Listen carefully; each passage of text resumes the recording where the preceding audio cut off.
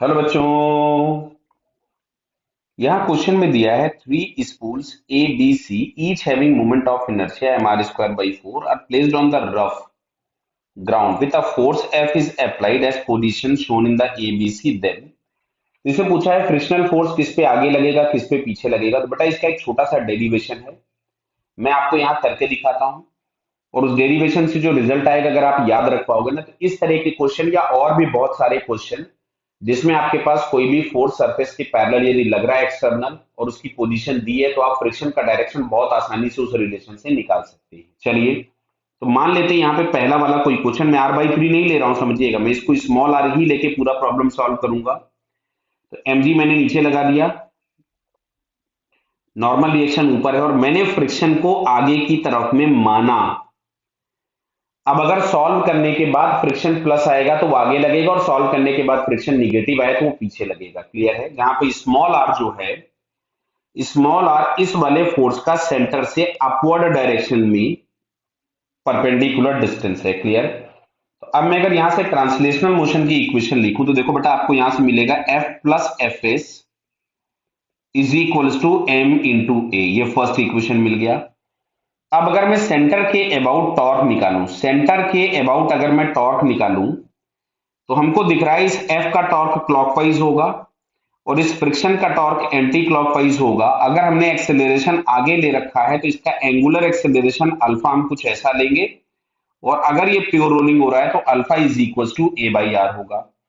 तो एफ का टॉर्क मिलेगा एफ इंटू स्मॉल आर और एफ एस का टॉर्क होगा F S into capital R is equal to I into alpha. Clear है? मैं आई की वैल्यूज भी पुट नहीं कर रहा हूं, निश्चिंत रहे, मैं आई के टर्म्स में आंसर निकालूंगा। ठीक है? अब यहां से हमारे पास ये आ गया F into small R F S into capital are आई और अल्फा की जगह मैंने लिख दिया ए बाई आर। क्लियर है? ये आ गया इक्वेशन नंबर टू। अब फर्स्ट इक्वेशन में मैं कैपिटल आर से मल्टीप्लाई कर देता हूं, तो F into capital R plus F S into capital R is equals to M A into capital R. इस इक्वेशन में मैंने कैपिटल आर से मल्टीप्लाई कर दिया। अब अगर इन दोनों इक्वेशन को ऐड कर दिया तो मैंने यहां से एफ एस गायब हो गया। यहां से इक्वेशन हमारे पास आ रहा है F into R plus R is equals to, मैं अगर ए कॉमन निकालता हूं तो यहां से मिलता है M R plus I by R, M R plus I by R. Clear है? बढ़िया है।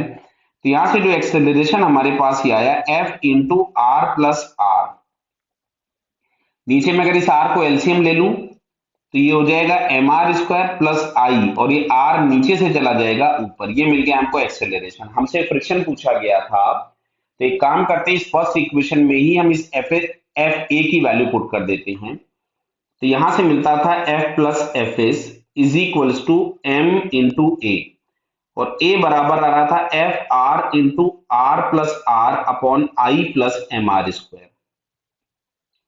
क्लियर? इस वाले एफ को मैं उधर ले जाता हूं तो यहां से जो इक्वेशन हम लोगों के पास आ रही है, this is F S is equals to F R R plus R into M upon I plus M R square minus F. इसमें से I plus M R square हमने एलसीएम ले लिया और इसको अगर मैं अंदर मल्टीप्लाई करूं तो ये मिलेगा एफ आर स्क्वायर एम, दिख रहा है ना, ये आर और आर स्क्वायर और ये वाला M plus F R small R into M बराबर है minus F I minus F into M R square. Clear? तो दिख रहा है ये F into M R square तो कैंसिल हो गया। तो यहां से हम लोगों के पास आता है, इसमें से अगर मैं एफ कॉमन निकालूं तो मिल रहा है M R into R minus I upon I plus M R square. क्या बेटा जी क्लियर है?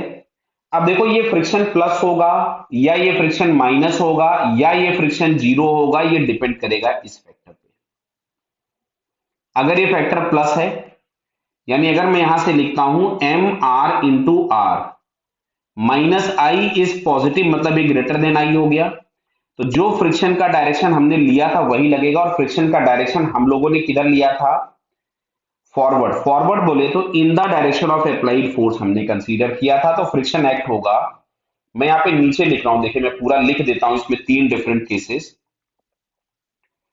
कि अगर M R into R is greater than I, तो यहां से जो एफ एस लग रहा था, F S act in the direction of applied force.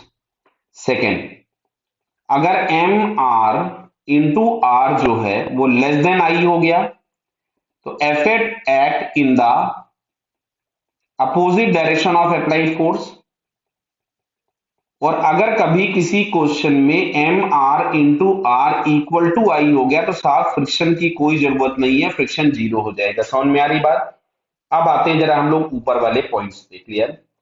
जहां पे दिया था, जैसे फर्स्ट वाले में दिया है small R is equals to R by 3, तो हम लोग इसके लिए चेक करते हैं। M R into small R दिया था आर बाई 3, तो ये आ गया एम आर स्क्वायर बाई 3, तो एम आर स्क्वायर बाई 3, और इसका मोमेंट ऑफ इनर्शिया दिया था एम आर स्क्वायर बाई 4, तो फिर हाल ये आई से बड़ा हो गया, तो फ्रिक्शन का जो डायरेक्शन हमने लिया था वही होगा, मतलब फ्रिक्शन फॉरवर्ड एक्ट हो रहा है। तो frictional force on the spool A, ये बिल्कुल सही ऑप्शन हो गया, फर्स्ट ऑप्शन हमारे पास करेक्ट हो गया, बैकवर्ड वाला गलत हो गया। Frictional force on the spool B, अच्छा बी के लिए दिया है आर बाई 5, तो ये हमने एक ए वाले डायग्राम के लिए कैलकुलेशन किया था, मैं बी वाले डायग्राम के लिए कैलकुलेशन कर रहा हूं, इस बी वाले के लिए। समझ में आ रही बात? तो अब यहां से मैंने लिखा M R into R by 5, ये एम आर स्क्वायर बाई 4 से छोटा हो गया, दिख रहा है ये? तो अगर ये छोटा हो गया तो फ्रिक्शन का डायरेक्शन अप्लाइड फोर्स के अपोजिट एक्ट होगा, और अप्लाइड फोर्स फॉरवर्ड लग रहा था, मतलब फ्रिक्शन बैकवर्ड होगा। तो frictional force on the spool B is forward गलत हो गया। Frictional force on spool B and C act backward direction. तो भाई देखिए सी वाले को जरा हम लोग चेक करते हैं, तो सी वाले में तो ये आर ही निगेटिव हो गया। क्यों? क्योंकि हम लोगों को ये जो आर लेना था, ये स्मॉल आर जो हम लोग ले रहे थे, समझिएगा बात को, ये स्मॉल आर इस सेंटर से ऊपर ले रहे थे, अगर हमने सेंटर के नीचे कर दिया तो इसकी वैल्यू निगेटिव हो गई, और निगेटिव हो गई तो मोमेंट ऑफ इनर्शिया से छोटी हो गई, मोमेंट ऑफ इनर्शिया से छोटी हो गई तो फ्रिक्शनल फोर्स अप्लाइड फोर्स के अपोजिट एक्ट होगा।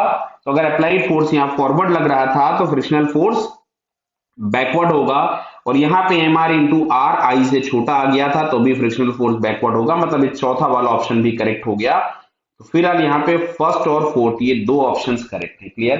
तो डेरिवेशन याद है तो बिल्कुल मजे में आप डायरेक्शन ऑफ फ्रिक्शन निकाल सकते हैं। डेरिवेशन भी क्या, केवल ये जो 3 रिजल्ट्स लिखे थे ये अगर आपको याद रह जाते, 3 को भी मारो छोड़ो, एम आर इंटू आर जो है वो आई से बड़ा, आई से छोटा और आई के बराबर आपको चेक करना है। क्लियर बेटा? Okay, all the best.